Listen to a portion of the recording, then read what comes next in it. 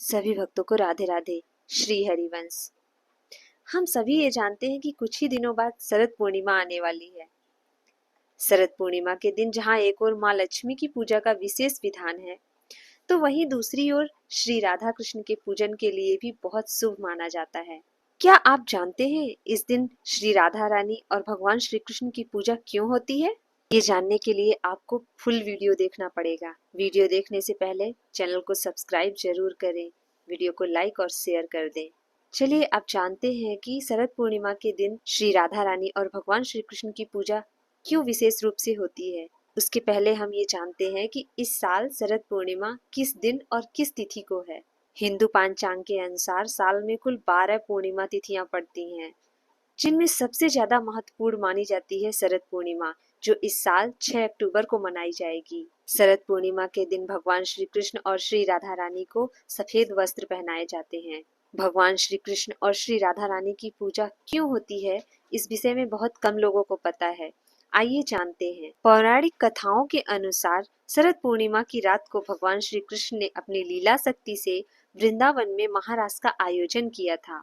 उस रात चंद्रमा अपनी पूर्ण 16 कलाओं के साथ चमक रहा था और उसकी मधुर चांदनी पूरी धरती पर फैली हुई थी। भगवान श्री कृष्ण ने अपनी बांसुरी की धुन ऐसी बजाई कि सभी गोपियां अपने घरों का काम काज छोड़कर वृंदावन में एकत्रित हो गईं।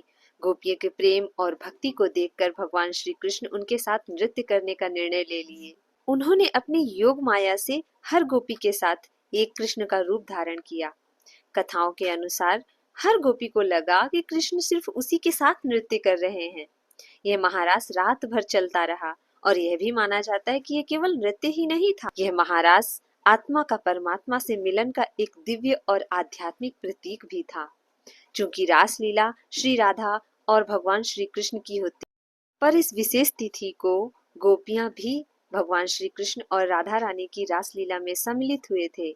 इसलिए इस दिन श्री राधा रानी की और भगवान कृष्ण की युगल रूप में पूजन करने का विधान है।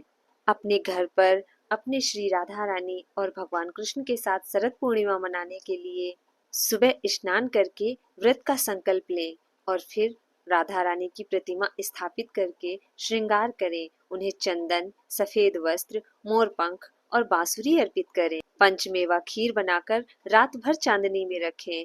फिर चंद्रमा को अर्घ देकर उसे प्रसाद के रूप में बांटें। मंत्रों का जाप भी करें। भागवत जी से महारास की कथा सुने और संभव हो तो रात्रि जागरण भी करें। इस दिन सफेद वस्त्र पहने, तुलसी और सफेद फूलों का प्रयोग करें। रात के समय भजन कीर्तन करना बहुत शुभ माना जाता है।